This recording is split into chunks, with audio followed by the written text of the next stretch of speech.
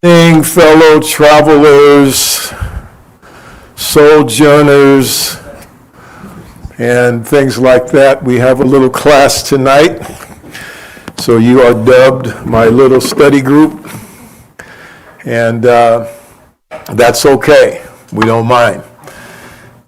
We are in the book of Daniel, and so, I had introduced a little bit of an agenda. We're going to do this on this night and that on that night and that on that night, and then the summer series starts. But I'm not going to be too rigid about that because that would necessitate a lot of lecturing, and who wants to hear a lecture, right? So we'll see if we can make it interesting. As we go into the 7th chapter of the book of Daniel. Scott, would you like to lead us tonight? Sure. Thank you so much. Heavenly Father, thank you for this day. Thank you for our health. Thank you for this time that we're able to come together as we open this book of Daniel tonight. We ask that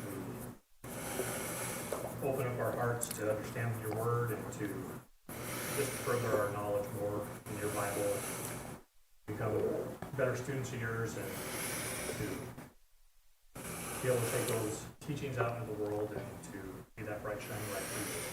We ask that you be with Daryl tonight as he goes through what he has studied and presents it to us. And these things we pray for in your son's name. Amen. Okay, so we are going into Daniel 7 tonight, and excuse me, I'm going to get some water. So I'll be right back. Talk among yourselves.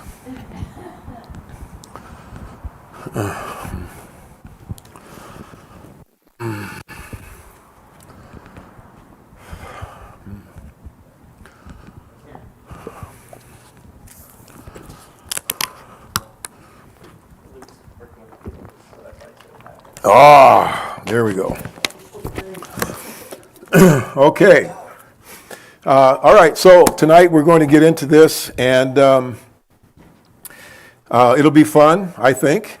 And remember that the main point, if you remember this and never forget, and you can't hardly forget this point in Daniel, that God is in control. Right? In Daniel 1, the young men are taken into Babylon. God gave them wisdom. They received their training. Daniel, in chapter 2, we had Nebuchadnezzar's dream, and none of the Chaldeans or astrologers or magicians or anybody could interpret the dream, but there was a God in heaven who was able to reveal mysteries, and so he did that. And then in the 3rd chapter, we had those 3 young men, and God again in control. In chapter 4, we had Nebuchadnezzar, and he thought he was big stuff. And God humbled him to let him know that God's in control. And then in chapter 5, we have Belshazzar and his mocking attitude and their mocking attitude toward God and the vessels of his temple. And so that kingdom came to an end. And then here in chapter 6, we had Daniel thrown into the lion's den, and God sent his angel and delivered him. It's just God is in control. God is in control. He was in control then, and now Daniel is going to be looking at things in his future, and God will still be in control. So we've lost some of our comment makers. But we have a couple, 3 or 4 or 5 or 6 here tonight. So as we start tonight, let's get a little bit familiar with what's in the chapter by asking some questions. And this is always a good way to get our minds into the text. So what is meant by the 4 winds of heaven? Okay? What does the number represent? What was the purpose that was served by them? Okay, what is represented by the Great Sea? What is that talking about? Why are the world powers depicted here represented as beasts or by beasts? In what ways were they different from one another? Oh, here's Kevin and Amanda and the family. Are these beasts counterparts of those described in Daniel 2? How did the beasts that represented each of these nations correspond to the characteristics of each?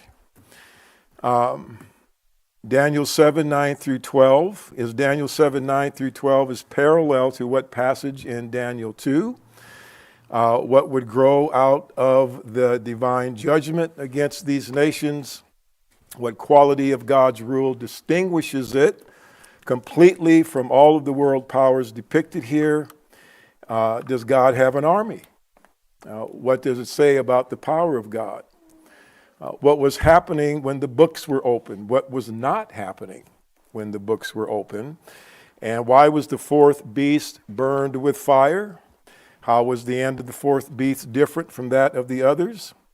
What is the climax of this vision? What is the significance of one like a son of man? Why did Nebuchadnezzar and the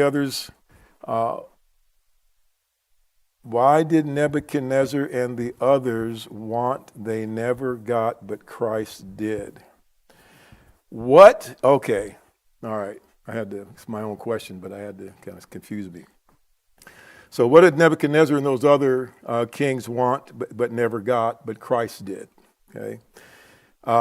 Almost done. And what is the point that Daniel is making describing the fourth beast as having 10 horns? What is the significance of the number 10, and what does the little horn represent?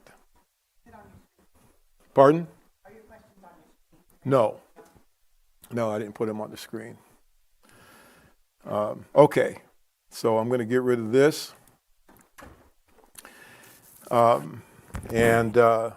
Okay.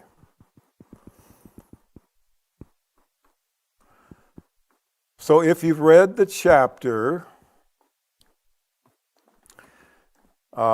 let's take a look here and see how it starts out. And what I'd like to do as we go through here is just talk about it. I'll have some answers to these questions. These questions kind of guide us into the things that we're going to be looking at. And so I would like not to just lecture you tonight, but let's talk about what we find in this text. Okay, it's different, as we've mentioned before. The style is different than those first 6 chapters. There really is a big change here in that respect.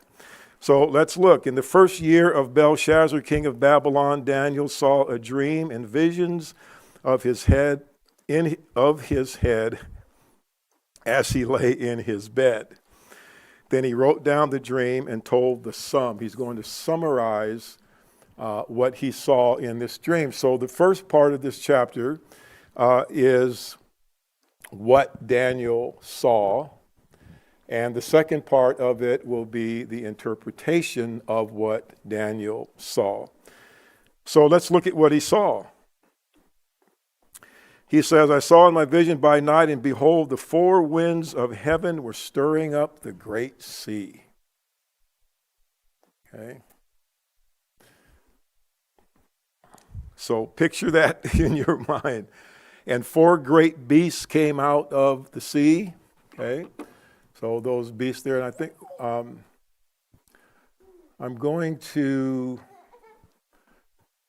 just going to go there. I did a overview of the chapter last week. I won't do that again this week. But we just want to talk about these 4 beasts and what it is that Daniel is seeing.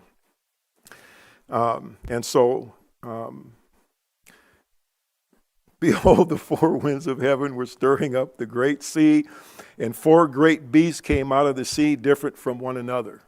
Okay. The first was like a lion and had eagle's wings.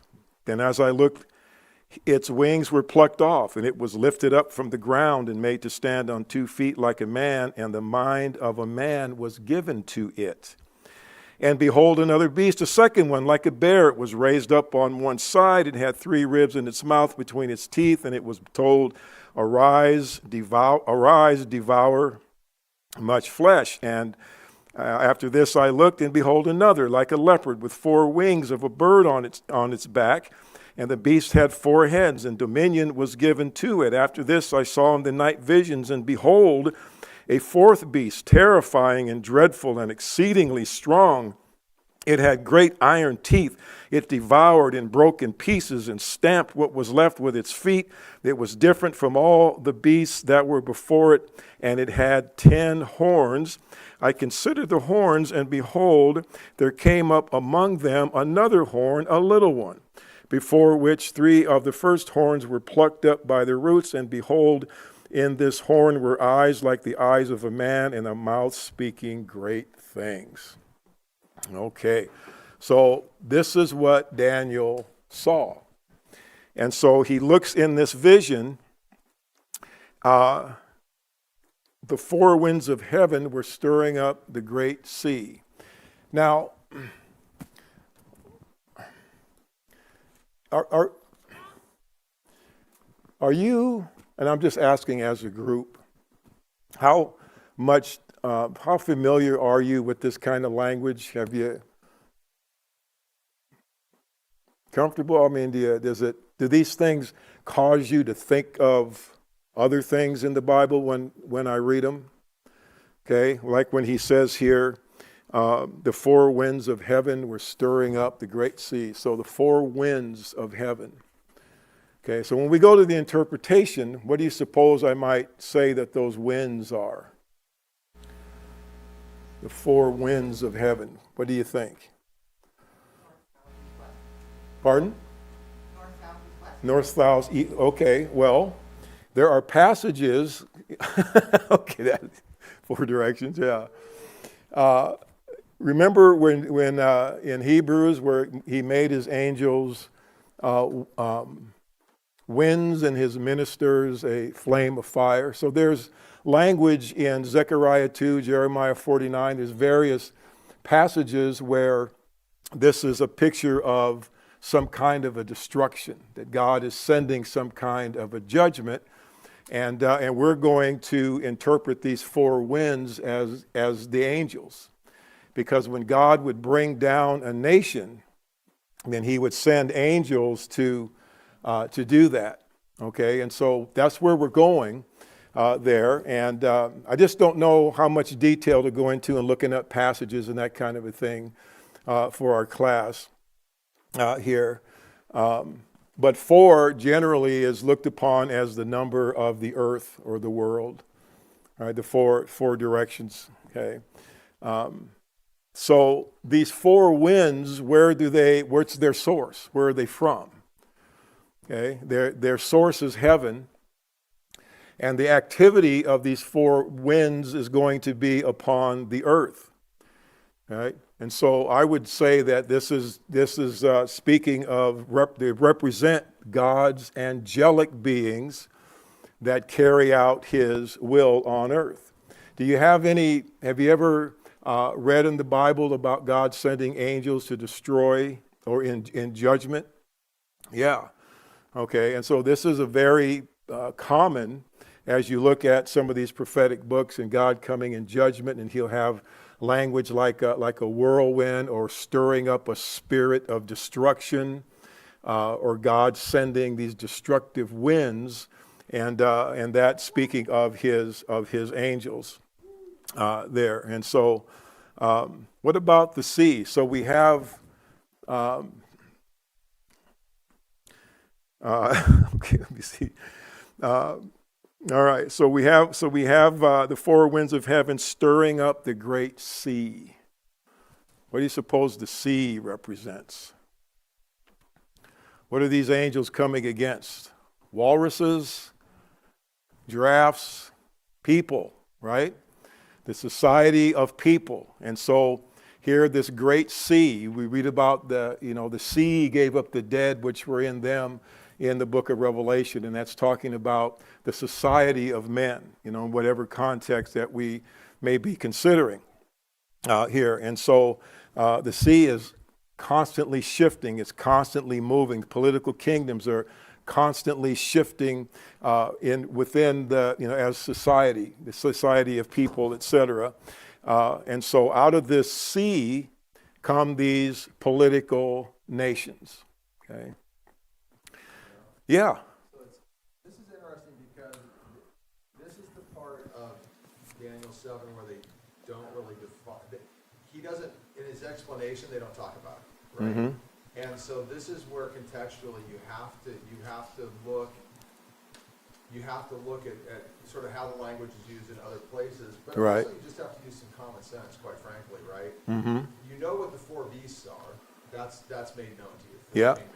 Mm-hmm. So if I walk myself back, the four kingdoms are coming out of the Great Sea. Well, the Great Sea's got to be mankind of some sort, Mm-hmm. because that's where the kingdoms come out. Yeah. So that makes sense. Yeah. And the four seas, no matter how you describe it, whether it's angelic or not angelic, it is the tumult of great winds from Mhm. every side, Yeah. moving this great sea and then raising these four. So I mean, I think you can use just sort of some.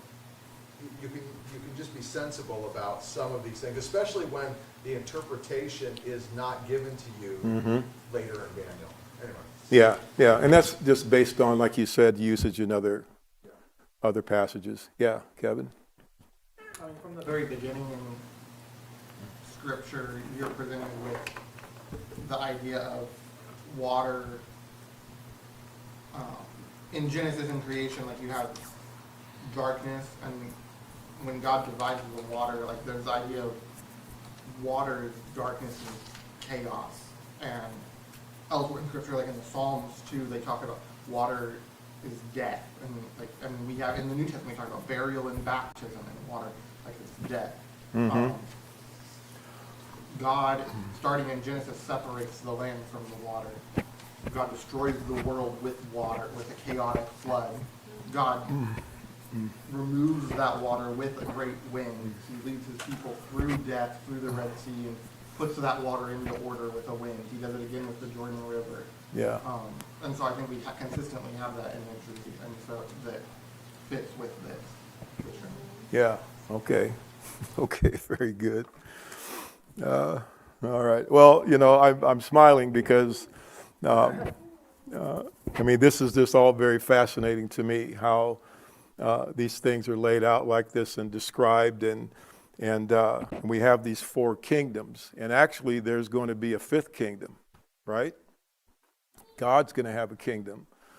And it's just interesting how these nations rise and fall and all this in the plan of God, and pointing to his people possessing a kingdom.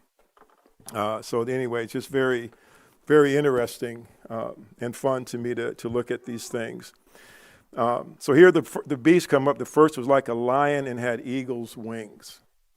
So, there's all kinds of interpretations that get put on these visions and whatnot.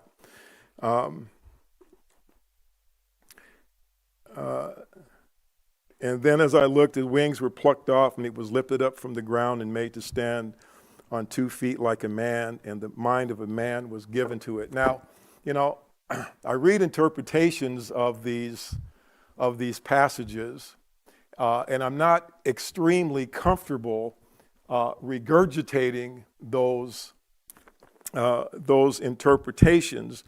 But obviously, this is Babylon, right? And so and in fact, Babylon, one of the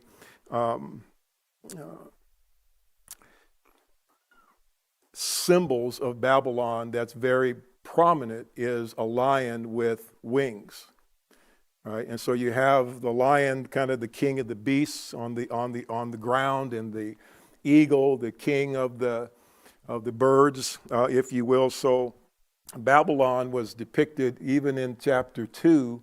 He was the head of gold, a quality kind of a kingdom. And its wings were plucked off, and it was lifted up from the ground and made to stand on 2 feet like a man. Does that remind you of anything? Plucked up from the ground and made to stand on 2 feet.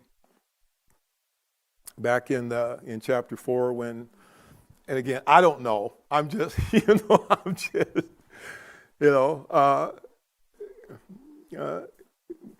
that's something that's cited in connection with this, reminiscent of when Nebuchadnezzar was restored to sanity, and interpreted that when it says a mind of a man was given to it. Now, when we look at these three next kingdoms, the beasts, it is conjectured that Nebuchadnezzar, in the way that he came to, at least in what he said, respect the God of Daniel, and that that this kingdom was more unbeast-like, if you will, as a result of that. Be that as it may, second beast like a bear, raised up on one side, 3 ribs in its mouth between its teeth. It was told to rise, devour much flesh. So my understanding is that these 3 ribs do not correspond to like 3 kingdoms or something, but it's just a way of describing that it's destroying, right? And so the Medo-Persia, arise, devour much flesh. After this I looked, another like a leopard with four wings of a bird on its back, and the beast had 4 heads, and dominion was given to it. So when we get to chapter 8 and following, then we're going to see the dividing up of Alexander the Great's kingdom and how that all comes broken up into 4 areas, as we'll see. After this I saw in the night visions a 4th beast, terrifying and dreadful and exceedingly strong. And of course, this is Rome, right? And Rome was a great conquering nation. Its legions, well trained and disciplined, and they went about conquering. And so it was this dreadful looking beast, and different from all the beasts that were before it, and it had 10 horns. He says, I considered the horns, and behold, there came up among them another horn, a little one, right? And so we'll be reading about him and what that's all about as we go through the book. Before which 3 of the first horns were plucked up by the roots, and behold, in this horn were eyes like the eyes of a man, and a mouth speaking great things. Okay, so corresponding, I believe, to Antiochus Epiphanes that we'll be talking about, and his dealings with God's people in that later on. And when we come to verses 9 through 12, this is really the climax of the vision. And again, speaking to us of the fact that God rules, just like he said in chapter 4, that he rules in the kingdoms of men. And all of these things were controlled by him. So as I looked, thrones were placed, and the Ancient of Days took his seat. His clothing was white as snow, and the hair of his head was like pure wool. His throne was fiery flames. Its wheels were burning fire.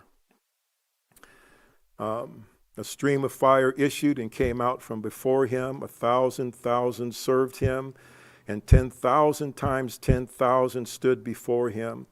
The court sat in judgment, and the books were opened. So with the books being opened, what kind of a scene do you suppose that this is? Okay. Judgment scene.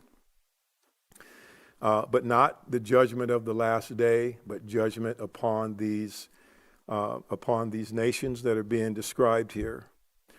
I looked then because of the sound of the great words that the horn was speaking. And as I looked, the beast was killed, and its body destroyed and given over to be burned with fire. As for the rest of the beasts, their dominion was taken away, but their lives were prolonged for a season and a time. Okay. Okay. Any comments or questions on, on this? Yeah, Ray?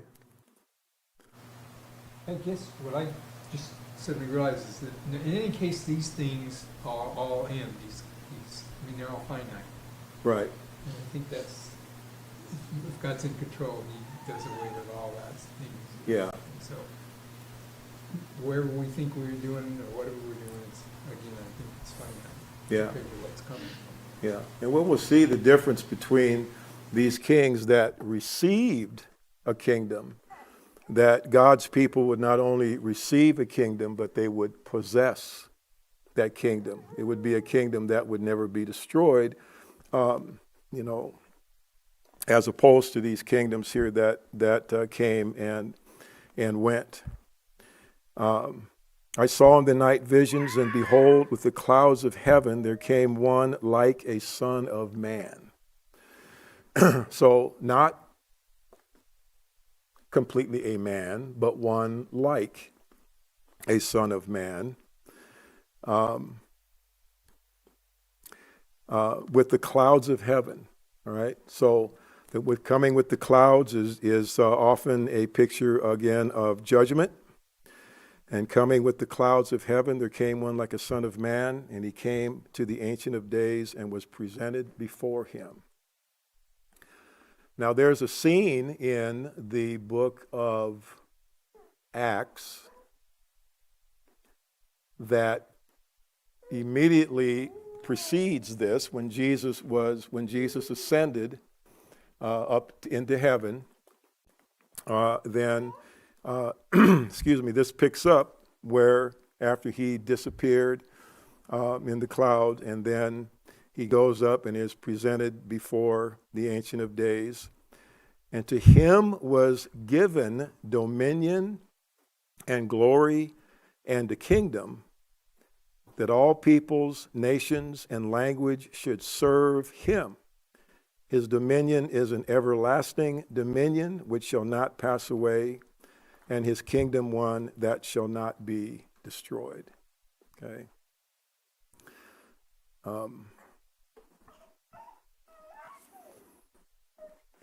Reminiscent of chapter 2, right, where the stone taken without hands and destroyed the statue, and this, or Daniel 2:44 is what I'm thinking of specifically, when it speaks about this everlasting kingdom.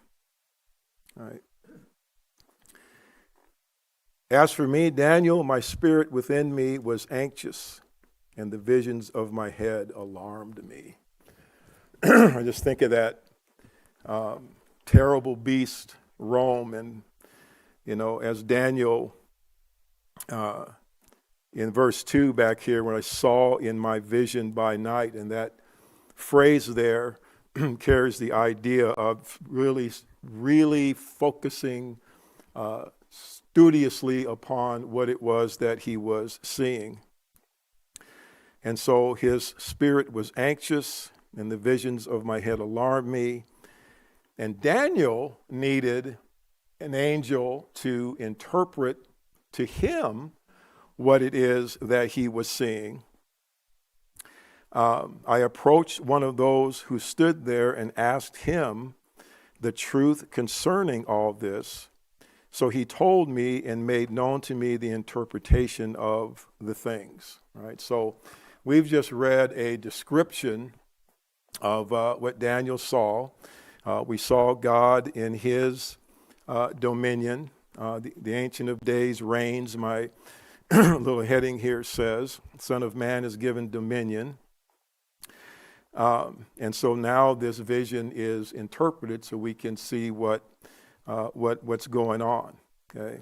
Yeah. Whether you're talking about Daniel or Daniel 7, or whether you're talking about Revelation, the one thing that you kind of want to keep in mind is hope for the readers, right? Mm-hmm. Because these guys, 100 years from now, are going to be in, about 100 years from now, are going to be in the third dispensation, right? And they're gonna be able to point back to their great-grandfathers and grandmothers lived during Daniel's time. They're gonna be able to glom onto this and understand this. They're gonna know the history that said, oh, Babylon, oh yeah, they're the ones who took us over, and then the Medo-Persians did it. Here we are. That's gonna lead them to anticipate there's one more. That's gonna give them hope. Mm-hmm. In this particular vision, he's giving it, like we had said last time, this was written in Hebrew, right? This was for the Jews. Mm-hmm. This was for them to know that that there is a king, there is a Messiah that's coming, and that, from a Jewish standpoint at that point, would make it seem much, much closer, because they wouldn't go, oh, it's going to be another 300 years. You know? No. They'd go, Yeah. we're third or fourth, Yeah, and that gives them hope. yeah, yeah. That's what it's all about. Thanks, Chris. That's good. Very good. Okay.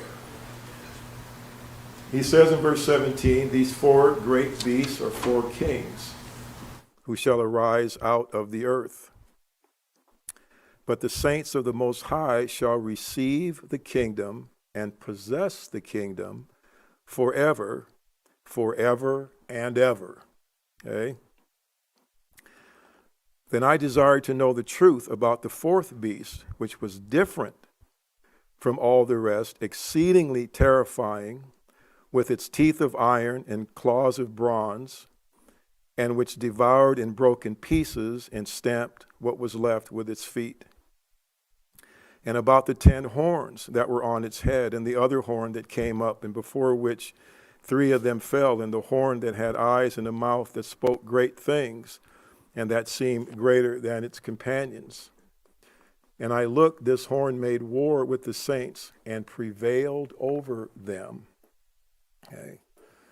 And so what I thought about, as we look at this vision, and, the idea of hope for God's people, as they face the things that are coming, that, God's taking these actions on behalf of his people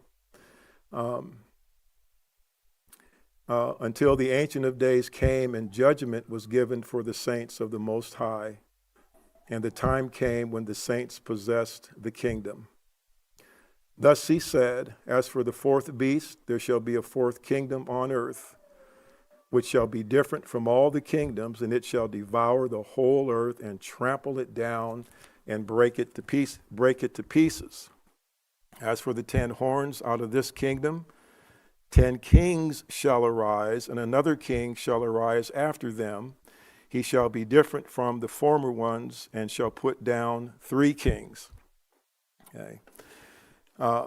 He shall speak words against the Most High, and shall wear out the saints of the Most High, and shall think to change the times and the law, and they shall be given into his hand for a time, times, and half a time. But the court shall sit in judgment, and his dominion shall be taken away to be consumed and destroyed to the end. And the kingdom and the dominion and the greatness of the kingdoms under the whole heaven shall be given to the people of the saints of the Most High. His kingdom shall be an everlasting kingdom, and all dominions shall serve and obey him. Here is the end of the matter. As for me, Daniel, my thoughts greatly alarmed me, and my color changed, but I kept the matter in my heart. Okay. And so, do you think that these beasts that we're describing here in chapter 7, they correspond to the beasts in chapter 2, or to the kingdoms in chapter 2? Certainly, they would. And so,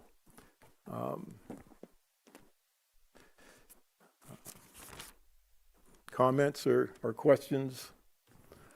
Well, in verse 21 it says, and I looked at this horn, and I looked, and this horn made war with the saints and prevailed over them. You think about where things were when Jesus came. The Jews had been totally subdued. They've got Herod as a puppet, to Rome. They've got the Pharisees doing their whole thing, the Sadducees doing their whole thing, not even believing in the resurrection anymore. I mean, they've been subdued by Rome. They are a tame animal, right? No more are they the great Jewish nation, right? Completely prevailed over them. And that's when he comes. So you can see that in this imagery, and you can see that in the way that he's talking about it. And the thing is, this is that concept, kingdom concept of already not yet, that comes into play. God has prevailed. That's already happened, even as we wait for the not yet. But he subdued that kingdom. He crushed that kingdom. Yeah. And you think, well, how did he crush? He took over the whole world. He made Rome, and honestly every other kingdom since then, irrelevant. Completely irrelevant in the world.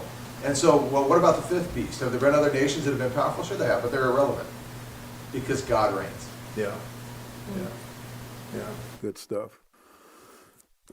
Yeah, so this, in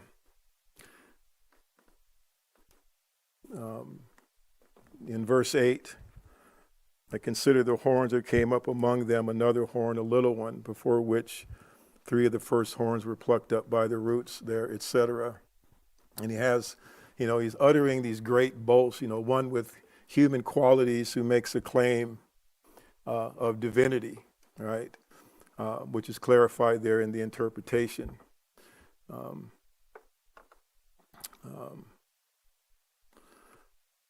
Okay.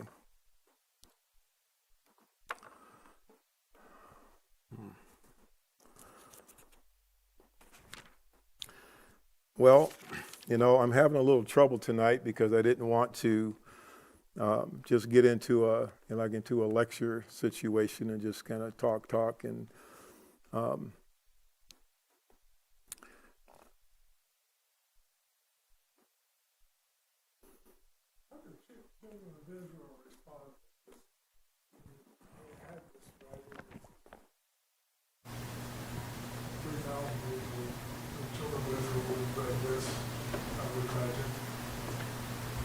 How did they respond to this? Do we have any this kind of logic?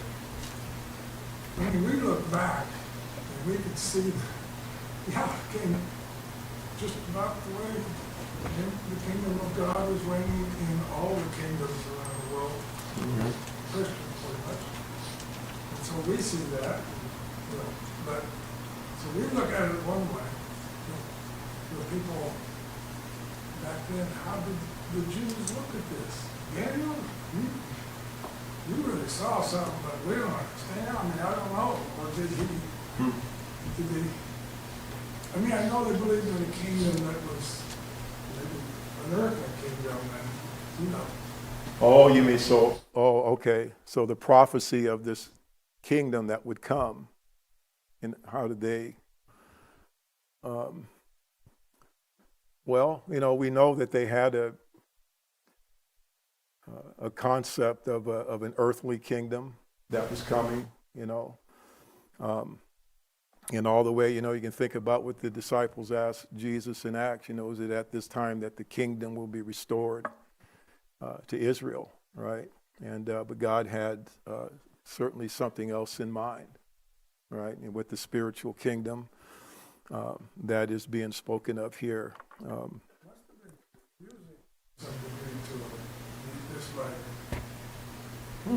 Misunderstood it, but like with us, we look back and we see that, we have a history. They didn't really have a history.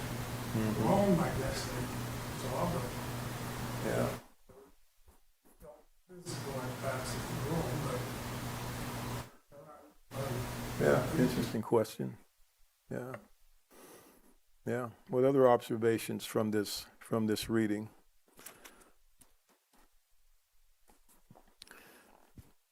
I have to admit that I didn't want to.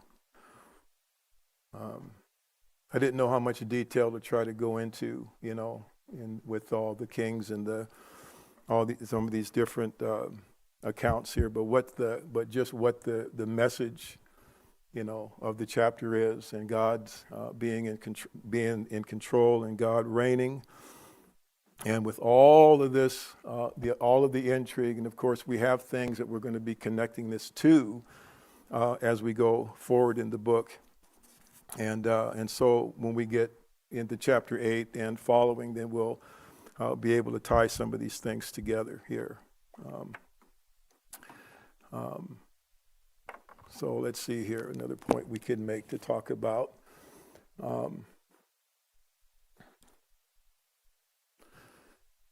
Yeah, so what did those four kings, they wanted to have a universal dominion. They wanted to rule the world, if you will, and have that universal dominion, but they couldn't.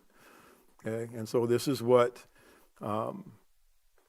Christ achieved that they could not achieve. That His kingdom is everlasting, and a kingdom which will never be destroyed. So it's hard for our finite minds to conceive of a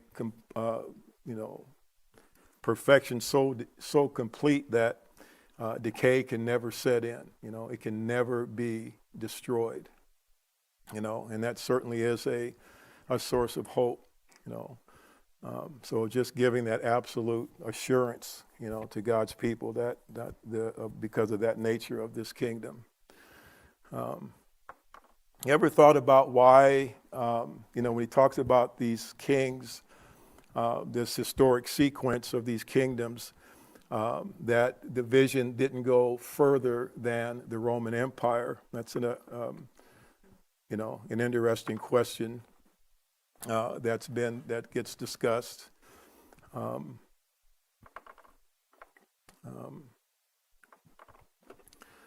So.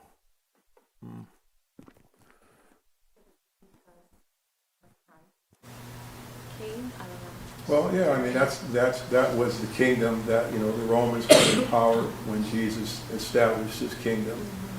And so with whatever other explanations that have been given, that one seems to be the most reasonable to me. That's when he established his kingdom. I don't know, maybe I missed it. Well, yeah, I mean we're going to get into that. That's going to be a certain individual that's going to raise up, and he's going to fight against God's people, and yeah. So we'll get into that when we. So a key, I think, here in this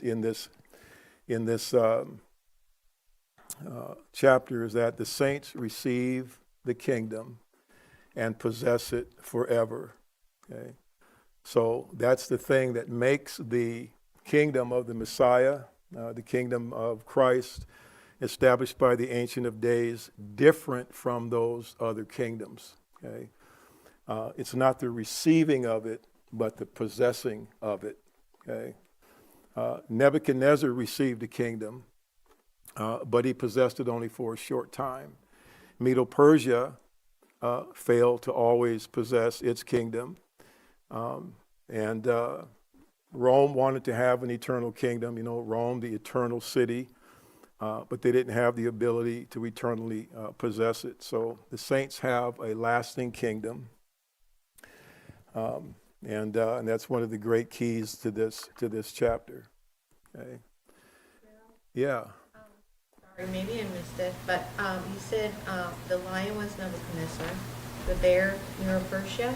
Yeah, Medo-Persia. Okay, Medo-Persia. And Yeah. then the beast is Rome, but the leopard? The leopard is Great? Alexander the Great, no. Alexander the Great. Yeah. And, okay.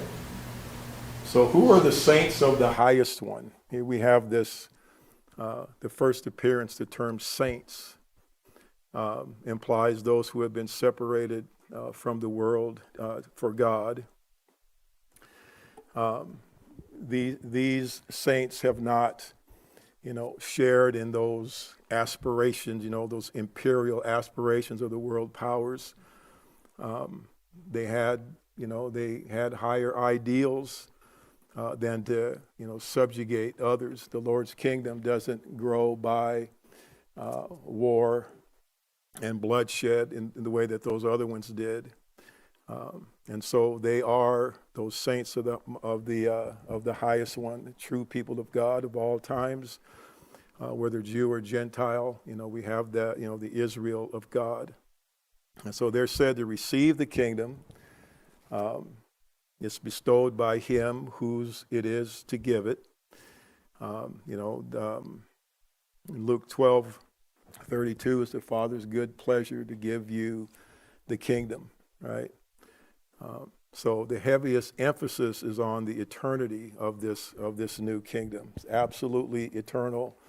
All things prior to its development were temporal. The kingdom is not going to suffer any interruption or any change. Okay. So that's really, a very key thought to the book of this chapter here. Oh, okay.